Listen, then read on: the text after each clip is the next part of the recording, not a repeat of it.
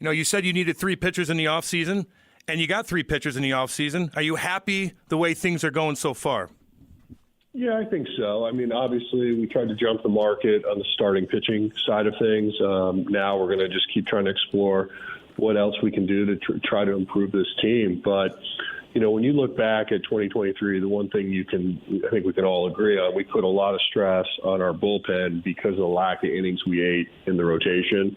So we really tried to target guys that know what it takes to get 30 starts, know what it takes to go deep into games, and not afraid to go 3 times through the lineup, and guys that are, have a little bit of edge to them. And I think all 3 of these guys that we signed from a makeup standpoint or character standpoint really fit what we're looking to accomplish. So, net feel pretty good about where we are. Still trying to remind myself it's December 8th, so there's still a lot of off season left. And we're going to keep grinding and try to get a little better. Mo, thanks for coming on and understanding the position you're in. Giving information out to media probably doesn't help your cause. But understanding that no one's listening to this show, is it safe to say that you have, for all intents and purposes, he liked it. moved on from trying to upgrade the starting rotation with another guy and are moving a bullpen? Or do you think there's still a shot that something can happen with another starting pitcher? I think saying never is never a good idea. I think it's, there's always possibilities. There's always some things that might come up. So, as I said, I mean, there's still a lot of time in this offseason to possibly see if we can't leverage something to do something different. But right now, I'd say in the short view, I don't anticipate anything that close. But we'll just see how the next couple months shake out. So, Mo, the AP reported the backloading of the Sonny Gray contract, and then fans and media, we like to speculate of why you guys would potentially do that. So can you tell us the strategy of why you did that? Yeah, well, obviously the economics of baseball are changing. There's a lot of question marks on what revenues are going to look like moving forward, and just trying to space out how some of our bigger numbers are distributed over the next 3 years. And so gave us a little bit more flexibility this year. Obviously, we've already added 3 pitchers.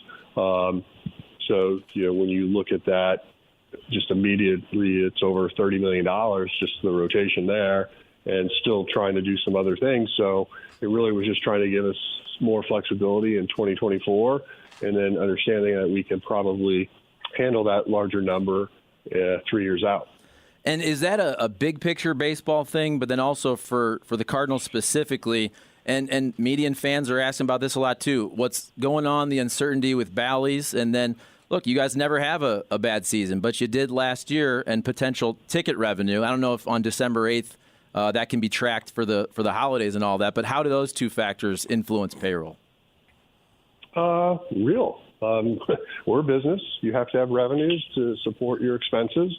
So it's pretty simple economics. But obviously, when you have the type of organization we have, if we need to deficit spend or do something to get us through or get us back on track to winning, it is something that ownership's willing to do. But our fingers are crossed that the type of team we put out there is going to be competitive. We're hoping our fans will appreciate that product and show up to the ballpark. Huge question mark on what the TV situation is going to look like. But, we're trying to plow forward, trying to keep it positive, and hopefully we end up having that success on the field that can mitigate any issues on the TV front. Mo, it's Cole here. At the beginning of free agency, when you guys had a clean slate and money to play with, was Trevor Bauer on or off the table? Yeah, I never talk about free agents. Interesting question, but one I can't answer. That's it? No follow-up, Cole? No follow-up, Cole? No follow-up? Okay. I asked and he answered. All right. I would like clarification on Yadi's role. I think bringing Yadi back is a great thing for the Cardinals, especially working with Wilson Contreras. Is he going to be a guy that will help maybe Wilson get to the next level defensively, or is he a guy you're bringing in to sort of give an edge to the ball club, or is it kind of all the above? Really all the above. I think, he had a lot of interest in pursuing a more full-time approach to joining the coaching staff, but I think he just determined, based on the time commitment that was going to be required, it just this year was not a year that it was going to work. But obviously, trying to get anybody like a Yadier Molina back in the franchise, back in the organization, and someone that's really willing to help in a lot of different ways is something that clearly we welcomed. And so I'm glad we got it done. I'm glad he's joining us, and I do think he'll be a great resource for not only Wilson but our entire coaching staff. And Mo, staying on the catching front, in an ideal world, if Herrera comes up and plays well as a rookie, how do you guys envision that split in terms of how many games he could catch and Wilson Contreras could catch, and also what he could do as a DH? And I know it's December 8th, but how do you look at that situation? Well, I definitely think that's something that we are thinking through. Obviously, Herrera's still young, needs to continue to grow as a player, so you don't want it to where he only gets 40 games. That would not be good. So trying to balance out how to use Wilson as a DH from time to time, maybe even giving Herrera some DH opportunities. We do like his bat, so we do think he's a talent. And I think, those are some of the pressures you're always trying to balance on how do you get people the ability to be playing on a regular basis. And so we're excited about him. We think he'll be a good partner with Wilson. And in terms of playing time, I think we'll sort of watch how that unfolds. But he's coming into camp with the idea of having a real value to our team this year. So he's pretty excited about that. What needs to happen in 2024 for you to be comfortable giving Ollie Marmol a second contract? Look, Ollie and I, we're good. We both understand the situation we're both in. I mean, last year was not a good year for all of us. I'm very optimistic that something will end up happening for Ollie in a positive way. But, given where we've come from, where we are, we just got to get ourselves back on that track. So I'm very optimistic he'll be with us for a long haul. Last thing, and we know you have a heart out when you have to get out. Let me ask you about second base, center field. Center field, you have Tommy, maybe Newt. Second base, you have Donovan, Gorman. How do you look at those positions shaking out? Do you think that's something that'll happen at spring training, unless those are pieces that are somehow moved before you guys are done with your deal? Well, I guess I'm looking at it a little differently. I would also throw DC in that center field conversation. I think, the bigger question for us is, what are we going to be able to get out of Mason Wynn in terms of consistency and performance? Because Tommy gives you that flexibility where he could go to short or go to center. So I think really the question is going to be, what do we see out of our younger outfielders early on and determine where we need to possibly plug and play Tommy Edmonds. So right now I think he becomes that real flexible part. And in terms of second base, obviously getting Donovan back, Gorman played really, really well last year, and then trying to, really find out, does Gorman become more of the everyday second baseman? And is Donnie more of that swing person playing multiple positions? That's still to be determined. And Mo, we know you got 10 minutes, so just one more for you. You mentioned the other day, obviously, Tyler O'Neill's name in the trade possibilities. I think most people assume that, and so you just made it public. Is that something, though, where once it is public, is it hard to put that toothpaste back in the tube for a Tyler to be on the team in 2024? I think it would be challenging, but I mean, I think the market for him will be fine. Ultimately, we're just trying to determine what makes the most sense. And, obviously trading players is never fun. It's probably the least favorite part of my job. You get to know these guys, you get to like them, but, unfortunately it's part of our business. And it's, when you think about it in terms of business purposes, it's a way to leverage to try to improve or get better. And so, these decisions are never easy. Hopefully you make the right ones. And, when it comes to what happens with our outfield, we know we have to have a little bit of a change. There's just not enough at-bats to go around to keep everybody fresh, happy, and content. I know you're a busy man. Thank you for taking the time, Mo. Appreciate it. Mo. All right, guys. Happy holidays. Thank you, sir. You too. You too. John Mozeliak right there. That was right at 10. Right at 10. We did a good because job. You said 9:29. Yeah. And then so I said we had time for one more. Good. It all worked Perfect out. Clean 10. Look, he would have just hung. He would have just hung up on it. What? That's so funny, man. Trevor Bauer, I like it. Yeah, he would. Remember we talked about that though. We said you have to phrase a question different. You can't. He's not going to talk about free agents. You know what I I'd mean? rather still ask that and him say that. Okay. Than No, I me know. Ask your guys' question. Why? When we knew no. what his answer was going to be. If you would have said, the challenges of someone like that. How do you guys approach something like that? Then there's a better chance he gives you an answer. Yeah. Instead of saying, I don't talk about Lou that. does the same thing, dude. Trust me, when it comes to that kind of stuff. You have to phrase it a little different. It's all good. We're not chirping, dude. I only asked one question. It wasn't even that good. Do I look upset? A little. Kind of look rattled a little bit. Oh, no, he look doesn't. rattled a little bit, you know. But you never know. You know what? Maybe this could have been It's the first all good, time baby. where Mo said something different. But That's he never. true. No. Because look, he just mentioned for the first time ever that a player was available via trade. He never does that with Tyler O'Neill. So you never know. But we've all done this over the years because we're always. I mean, name all the free agents in the last 15 years that we always ask about, but we don't mention their names. Or if we do, I don't talk about specific players, but you know that you're talking about whoever it is, David Price or Jason Hayward or whoever. I'm sure he said it before. I do find it interesting. Kind of changes how I think about pieces they have available, but Tommy gives them protection against Wynn not getting better. Yeah. I thought that was kind of interesting because to me, you have Tommy and Donovan. They're kind of they do different things, but the way they're used kind of redundant. That they can play in a bunch of different places, and you would think one of those guys would be a valuable trade chip if you were going to make a deal. Except, in my opinion, I used to agree with you 1,000%. Until, and it's not just the other day, but when Mozeliak rolled out the lineup, he made a point to put Tommy Edman in center field. And I thought if you had two super utility guys, you know, it's nice to have one of those guys, that Ben Zobrist. But if they look at Tommy Edman as their everyday center fielder, I still want then Brendan Donovan to be the super utility guy.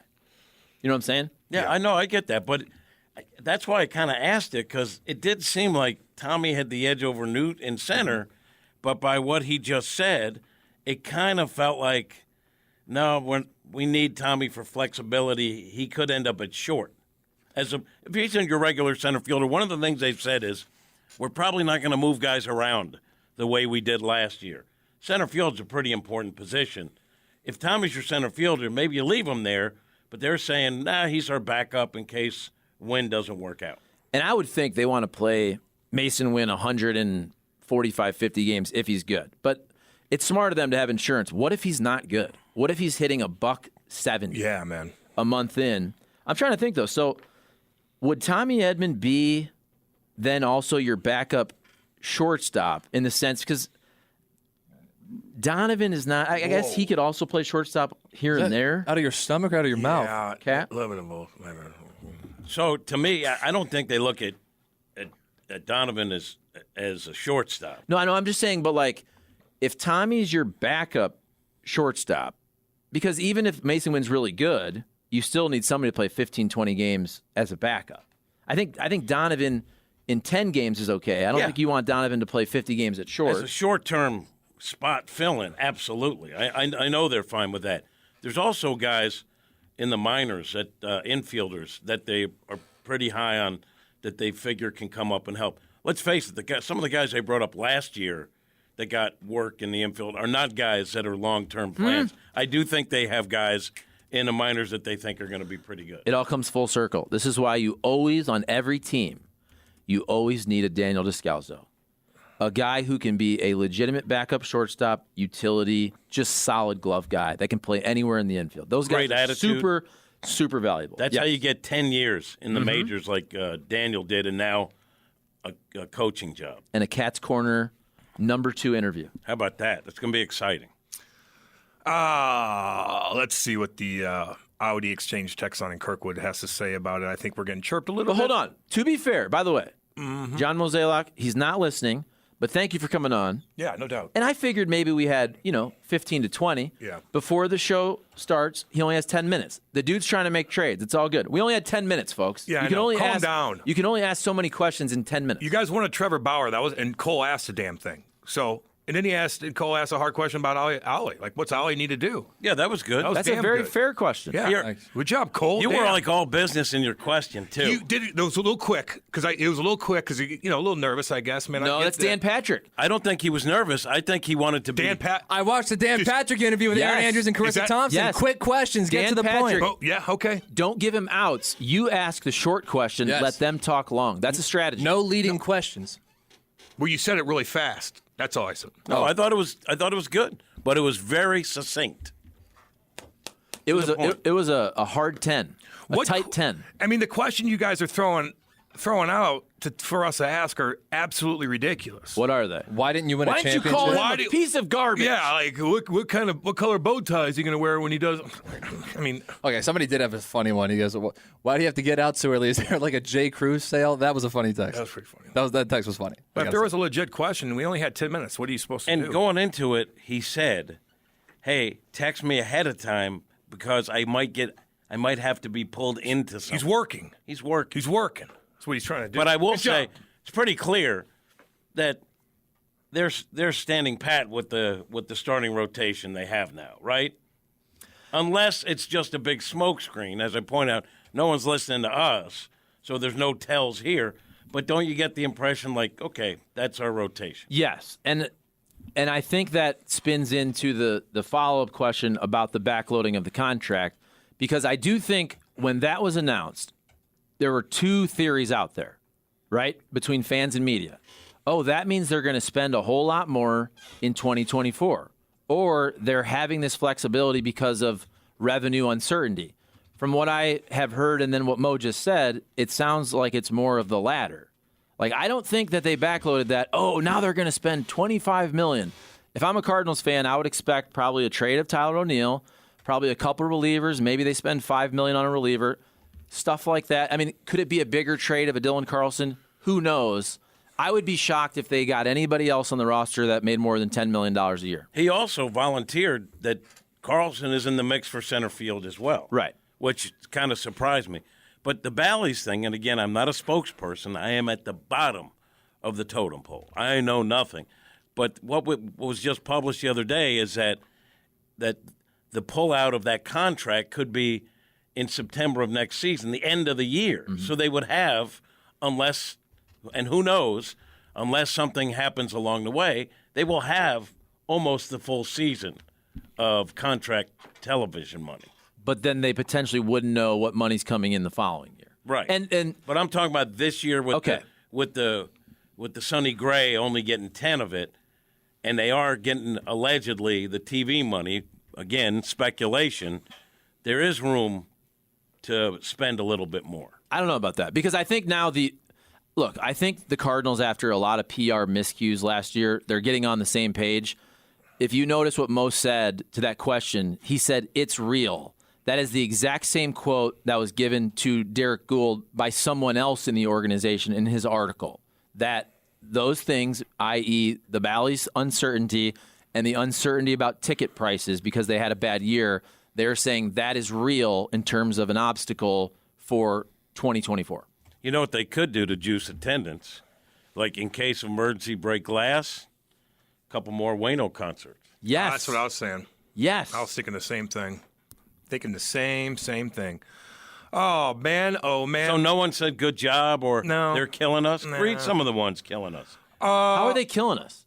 It was a 10-minute interview. What are we supposed to I ask? love you, Cole, but unfortunately I agree that was a waste of a question, man. Good news, it only lasted like 10 seconds. That's right. Did you guys dump some airtime? Mozeliak was mid-sentence and said, "But what I can tell you is," and then it cut off and Jimmy was talking. No, it's just your phone or your radio. We were actually sabotaging that because it made the Cardinals look bad, and we wanted to protect them. Mo told me, hey, if I start accidentally talking about something I shouldn't, please jump in and save me. Please throw me a life raft. I just like that as it started, Cole answered the phone and said, "Hey, this is Cole from Jim Hayes' show." Yeah, that was good. Well, if I said I'm joking. if I said Hot Take Central, he wouldn't have known because he only knows us as Hot Takes Central from Dan Caesar's article. He was on, wasn't he on? Was he only on? Is that the second time? Yeah. Yeah. Okay. Yeah. By the way, once the winter ends and he can chill, he'd probably come on for 30 minutes. Yeah. Yes.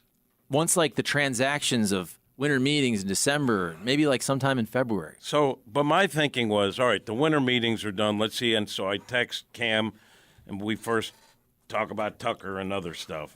Alex Jones was on Tucker. And then, people. I said, bet he hey, was. do you want me to get Mo for Friday? And he said yes. That's right. Why would And he not want you to get Mo? I don't know. Because I'm scared of him. It's interesting. You didn't ask. You didn't ask. I didn't screw. Didn't ask me or Cole. Does somebody owe me money? No, I didn't bet with you. For what? That I was going to screw a name up or something. Was there a wager? Wait a minute. Wait, Does somebody owe me We got to coin? go to the betting odds. Does somebody owe me coin? Illini Because that was a pretty damn good intro. Illini Frank, a.k.a. Chocolate Pain, which is a great name.